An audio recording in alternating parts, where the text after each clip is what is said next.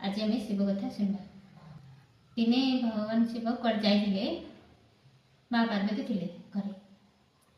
नारद आसिले पचारे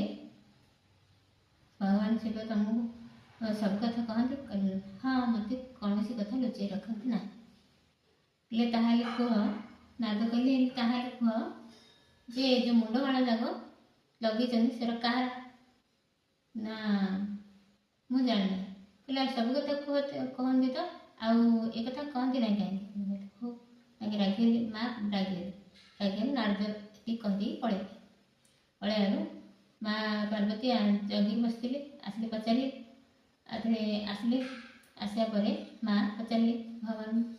कहले ए मुंड माड़ कौन है यार सियाड़ू सब कपिलु कपिलु कौन आज नारद आसते कि ना हाँ हाँ आसते ना हाँ कौन है ना ए मुंड माड़ कौन किए ना ए मुंड माड़ जाक हूँ तमर मोर आ तम मुंड कर मो मुंड ना मो मुंड केमती ना प्रति जन्म तमें तमर मुंड मु गुंथिक लगे था तम मुंड कड़ गली ना मुझे मरना तमें मरना ताले मुझे मर ना मु अमर कथा शुणी रखी ताहले मत अमर कथा कहीं शुणेना ना तुम पचारे से शुणी